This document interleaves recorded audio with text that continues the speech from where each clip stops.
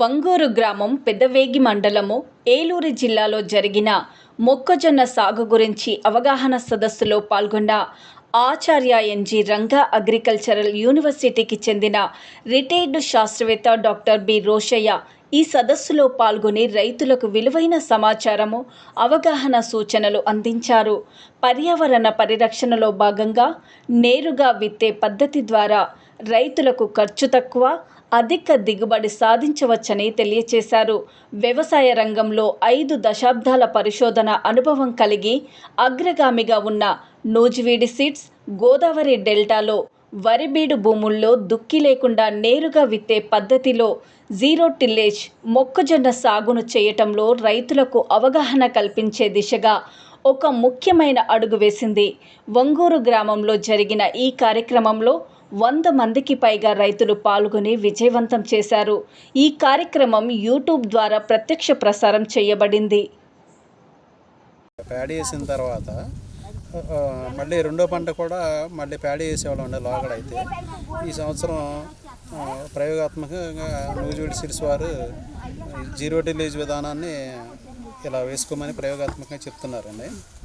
దాని గురించి వేసుకుంటున్నామండి.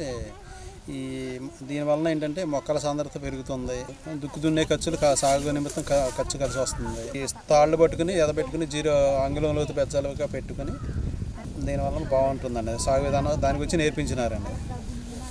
వరి మాగాడిలో వరి తర్వాత రెండో పంటగా వరి వేసేదానికంటే కూడా మొక్కజొన్న నాటకం అనేటువంటిది చాలా లాభసాయంగా ఉంటుంది. ఎందువల్లంటే మొక్కజొన్నలో పెట్టుబడి తక్కువ, ఆదాయం ఎక్కువ. అదే వరి కనుక తీసుకున్నట్టయితే 30,000-35,000 వరకు ఖర్చు ఉంటుంది, సుమారుగా అంతే ఆదాయం వస్తుంది.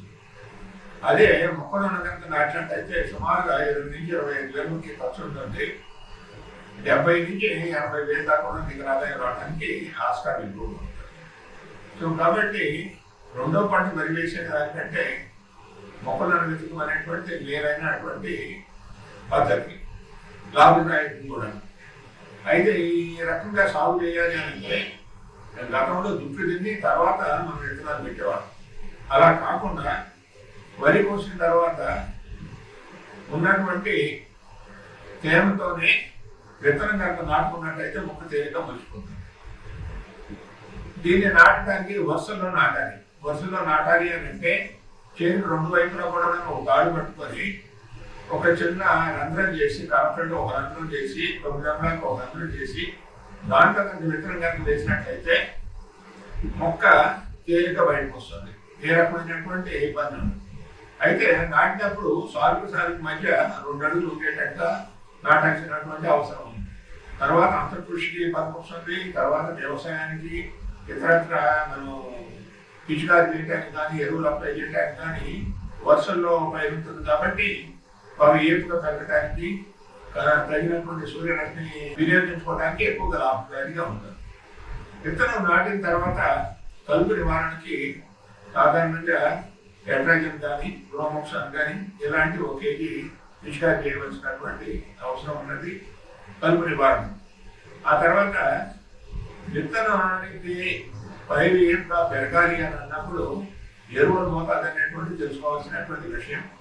ఎరువుల మోతాదులో సాధారణంగా వాడేటువంటి ఎరువుల మోతాదు ఎంతైతే ఉందో ఈ పద్ధతిలో కూడా ఎరువుల్లో మార్చలేదు. అయితే నీళ్లు కట్టేటప్పుడు మాత్రం అవసరాన్ని బట్టి, నీటి లభ్యతను బట్టి, తర్వాత భూమి స్వభావాన్ని బట్టి, వాతావరణ పరిస్థితిని బట్టి 20-25 రోజుల వ్యవధిలో 4-5 సార్లు నీటి కనుక కట్టినట్టయితే సరిపోతుంది. ఏదైనా కానీ ఎరువులు కనుక వేసినప్పుడు పూత దశ దాటిన తర్వాత వేయాల్సినటువంటి అవసరం ఉంది. అంతేకాకుండా ఇక్కడ గమనించాల్సింది ఏంటంటే ఈ ఇటీవల కాలంలో లద్దె పురుగు ఒకటి చాలా తీవ్రంగా ఉంది. దాన్ని నివారించుకోవడానికి ఇట్లాంటి కొన్ని మందులు ఉన్నాయి. దాన్ని పిచికారి చేసి నివారించుకోవచ్చు. సో కాబట్టి ఈ రకమైనటువంటి పద్ధతిలో ఎక్కువ దిగుబడి, అన్ని దిగుబడి మొక్కజొన్న పొందాలి అని అంటే నూజివీడి సీడ్స్ వారి విన్నర్ అనేటువంటి రకం చాలా అద్భుతంగా దిగుబడి ఇస్తుంది. కాబట్టి అంతేకాకుండా ఈ రకమైనటువంటి పద్ధతిలో సుమారు 20-25 రోజులు సమయం ఆదా అవుతుంది. అది చాలా ఇంపార్టెంట్. అంతేకాకుండా ఖర్చు తక్కువ ఉన్నటువంటి తేమతోటి విత్తనం నాటుతున్నాం కాబట్టి ఏ రకమైనటువంటి శ్రమ లేదు.